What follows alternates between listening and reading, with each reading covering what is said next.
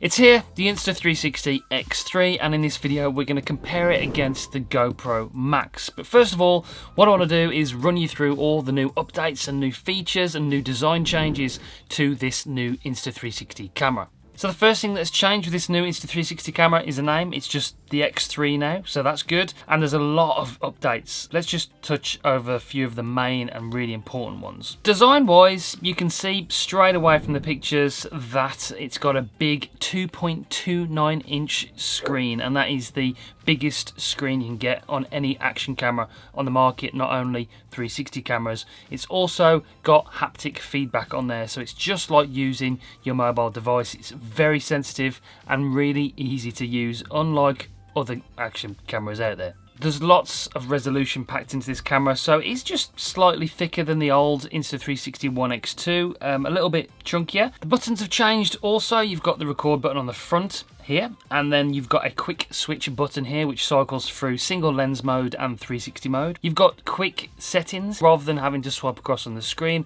like on the old cameras. You've actually got a physical Q button which cycles through your quick settings if you've got presets set for different scenarios. And then they've redesigned the charging door on this, which is a great thing. That was a little bit awkward last time on the X2. You had to sort of just put it out and it had a little stick of plastic there. This one's gone for the full metal bar, and you just pull it off like that. It's got two little hooks and you can easily get it off and put it back on. You've got no danger of it actually breaking. That's a new charging door, and also when you've got the lens cover on there you can still access a charging door. So they've had a total redesign, a real hard think about what people use this for and how they use these cameras, and it's a lot better this year. Battery is pretty much the same on there, pops out like so, and then you've got the SD card in the same place. It's 1800 milliamp battery, so an improvement again on last year, because this camera can shoot in 8K for time lapses. That's right, you heard it right, 8K time lapses on this camera, along with 72 megapixel 360 photos. We've also got my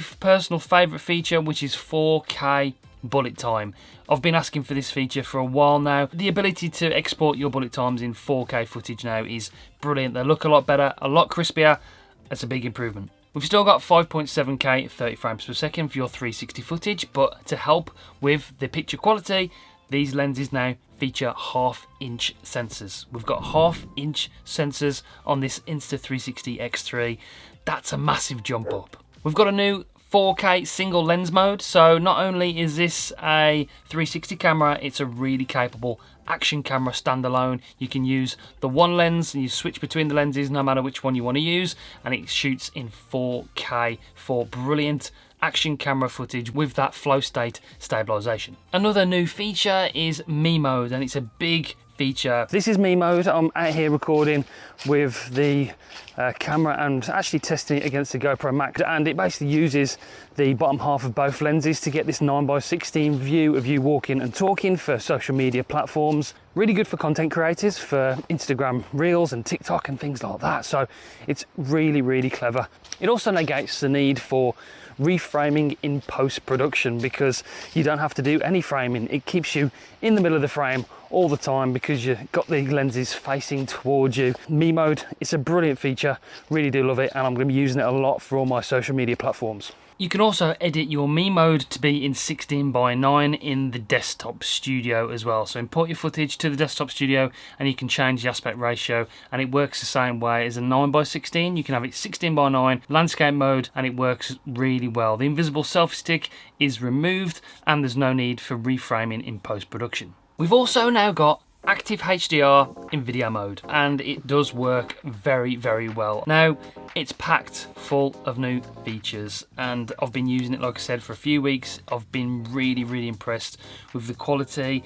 The battery life is fantastic. The usability, everything's just honed in. They've really refined this camera compared to the old version. It's just a real pleasure to use. And of course, it's an Insta360 camera, so it's just so much fun to use.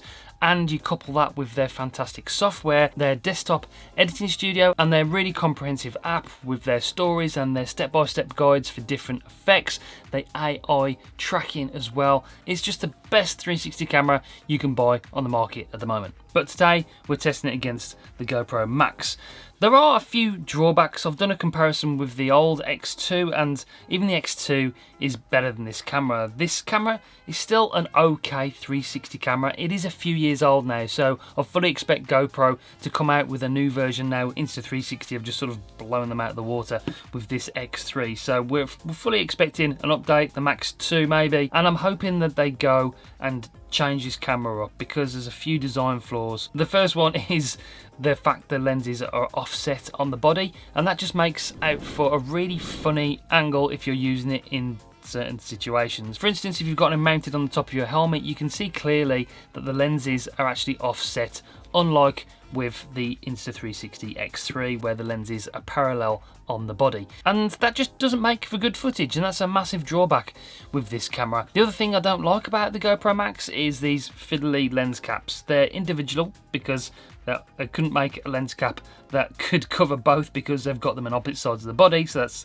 another one. Those are the lens caps, and you're going to lose these, and they're just a bit fiddly to get off and on, and just don't like them. I mentioned the age of this camera. It does record in 5.3K, it exports in 1080p, it has a single lens mode, but it's only 1080p again, so it's aging. The actual design, I just don't like the chunky square design. I prefer the nice, slim, pocketable design of the X3.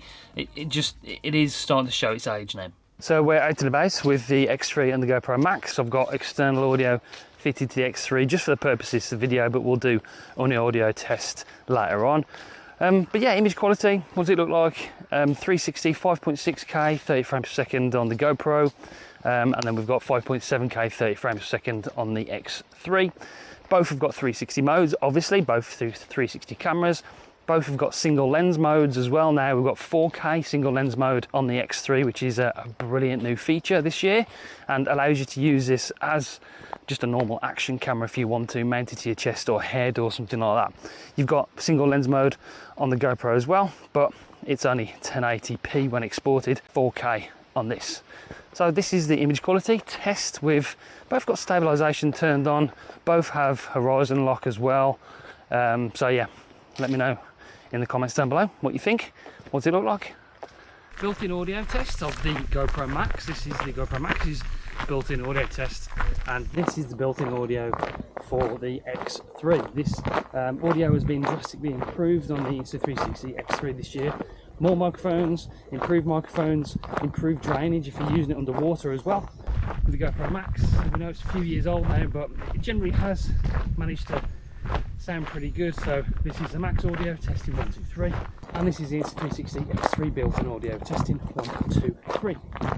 Now I've got to say, I don't think the image quality is too bad out of the GoPro. It's not a bad camera by all accounts, but just compared to the brand new Insta360 X3, it just doesn't compare. These cameras are just miles apart, 3 years apart in fact. So if you're going to buy one of these cameras, the X3 is the one to get at the moment. The other real massive drawback with GoPro is their editing software. They've got the GoPro Play app, and I just find it really frustrating to use. The UI and just the whole way it works on your MacBook or Windows computer is just a really unpleasant experience. I found it very hard and very, very time consuming to edit this footage, and it's the same on the app. The app's old, they haven't updated it for a long time, and it's just not a pleasant experience. As with the Insta360 X3 and all the Insta360 cameras, Insta360 are leading the way when it comes to AI, when it comes to AI tracking, when it comes to software. They're just streets ahead, and it is just such a more fun and pleasurable experience after you finish shooting your footage to go into the editing software on the desktop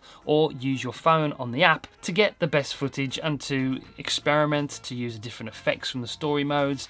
The keyframes are really easy to do. You can just use the AI tracking, which does all the work for you in both the app and on the desktop. It's just a lot easier and a lot more intuitive. It's okay to use on a daily basis. Then coming back onto the computer and editing the GoPro footage just takes all the fun out of using the GoPro. So yeah, there's just no comparison when it comes to software, when it comes to AI, when it comes to editing the footage. Insta360, hands down winner. Which one should you buy? There's no competition. The Insta360 X3 is the king of 360 cameras at the moment. Like I said though, to be honest, the GoPro isn't bad, and I'm fully expecting them to be bringing out a new camera soon. They've got to pull it out of the bag though. They really have got to make something really special to beat this camera from Insta360. The X3 is by far the recommended buy from me. Okay, that's it for this one. I'll see you on the next one. Bye guys.